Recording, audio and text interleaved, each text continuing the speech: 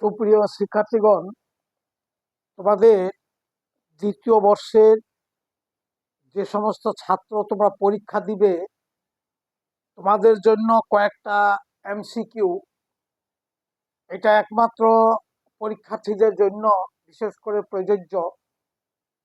এবং এগুলো প্রশ্নর সঙ্গে অনেক কিছু প্রশ্ন তোমরা লুকায়িত আছে, অর্থাৎ এইগুলোকে যদি চিন্তা ভাবনা করে পড়ো তাহলে তোমরা অনেক উপকৃত হবে বলে আমার বিশ্বাস।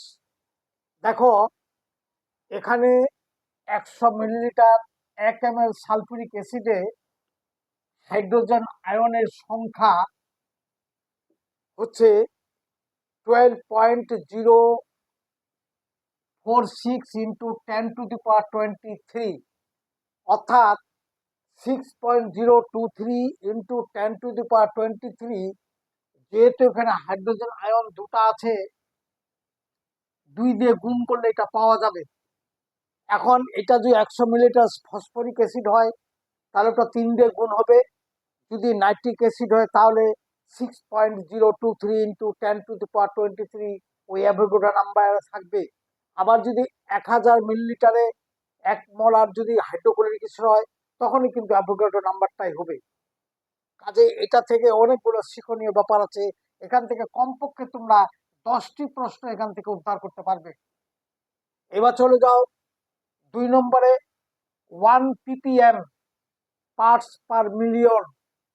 1 পার্টস পার মিলিয়ন অর্থ হইল 1 milligram per litre.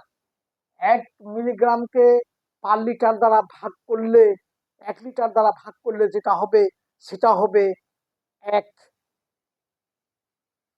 Parts per million. 1 molar দ্রবণ হইল, 1 মোলার দ্রবণ হয় প্রমাণ দ্রবণ। 1 মোলার দ্রবণকে আমরা 1m, এটা হলো প্রমাণ দ্রবণ। 1 molar দ্রবণকে 1 molar 1m, 2 মোলারকে 2m, 3 মোলারকে 3m।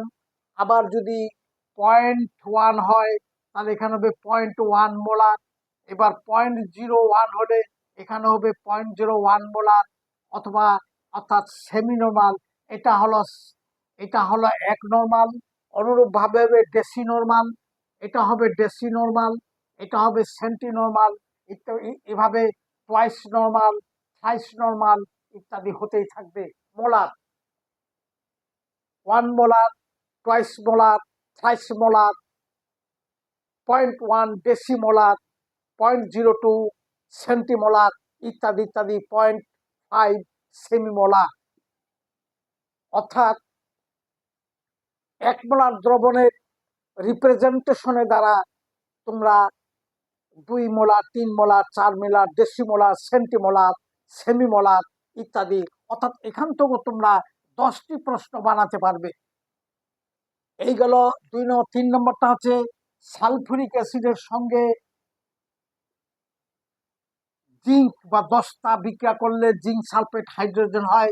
এক্ষেত্রে জিঙ্ক হলো বিজারক, কারণ জিঙ্কের এখানে জারণ সংখ্যা 1 ছিল, এখানে জারণ সংখ্যা 2। জিঙ্ক এখানে জারিত হয়েছে, অতএব যেটা জারিত হয় ওটা ইনডাইরেক্টলি বিজারক, আর যেটা বিজারিত হয় ওটা ইনডাইরেক্টলি জারক। যেমন এটা এখানে +1 ছিল, +1 এখানে হয়েছে 0, তাহলে এটা বিজারিত হয়েছে, সুতরাং এটা এখানে জারক, এটা হলো বিজারক। মনে রাখিও, যে পদার্থটি জারিত হয় অপর দিকে সেটা হয় বিজারক, যে পদার্থটি বিজারক হয় অপর দিকে সেটা হয় জারক, এটা মনে রাখতে হবে। এবার 5 নম্বরটা, বৃষ্টির পানির পিএইচ 6.50, রেইন ওয়াটারের পিএইচ অফ রেইন ওয়াটার 6.50, খুবই ইম্পর্টেন্ট একটা। তারপরে সঞ্চয়শীল পাই ইলেকট্রন হইল অ্যারোমেটিক যৌগের প্রধান বৈশিষ্ট্য, প্রাধান্য।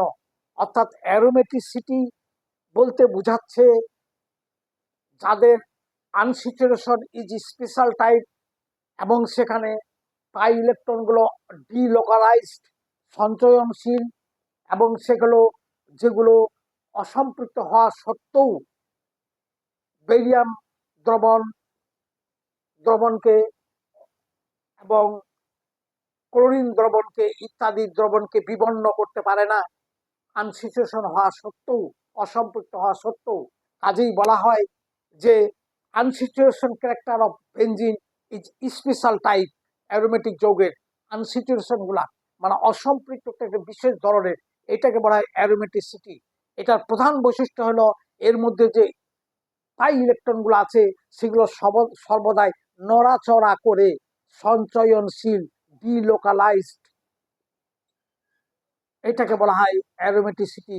অর্থাৎ অ্যারোমেটিসিটির প্রধান বৈশিষ্ট্য হইল তার পাই ইলেকট্রন গুলো সঞ্চয়নশীল, নড়াচড়া করে, অর্থাৎ ডিলোকালাইজড। এবার 32 গ্রাম অক্সিজেন, 88 গ্রাম কার্বন ডাইঅক্সাইডের মোল ভগ্নাংশ 0.666, অর্থাৎ মোল ভগ্নাংশ N1 plus N2 divide by N1 divide by N1 plus N2, এটা হলো মোল ভগ্নাংশ। এটা যদি N1 হয়, মনে করো অক্সিজেন, তাহলে এই দুটোর N1 N2 কে N1 দ্বারা ভাগ করলে সেটা হবে 1 নম্বরে এটা।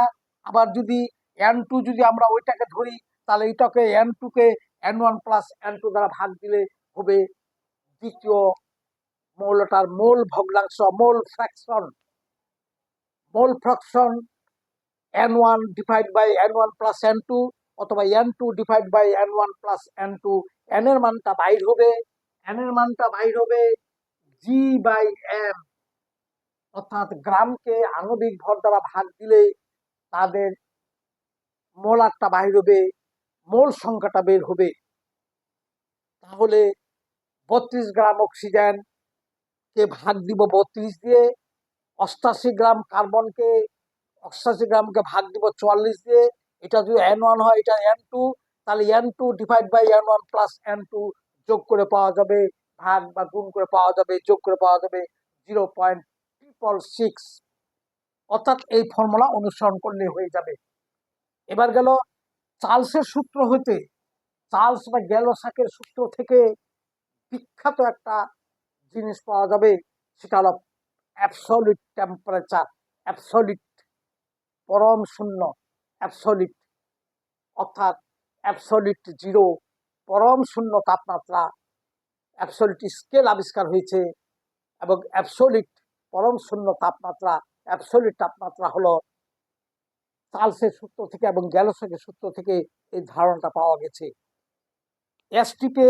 এসটিপিতে স্ট্যান্ডার্ড টেম্পারেচার এবং প্রেসারে সালফার ডাইঅক্সাইডের মোলার ঘনমাত্রা হলো 22.42 অথবা 22.42 লিটার হলো আদর্শ উষ্ণতার চাপে সকল মোলার গ্যাসের মোলার আয়তন।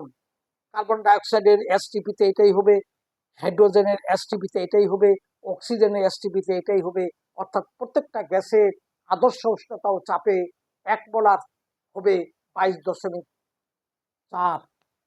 কথাটা বলা হয় আদর্শ উষ্ণতা ও চাপে সকল গ্যাসের মোলার আয়তন ইজ দ্য সেম।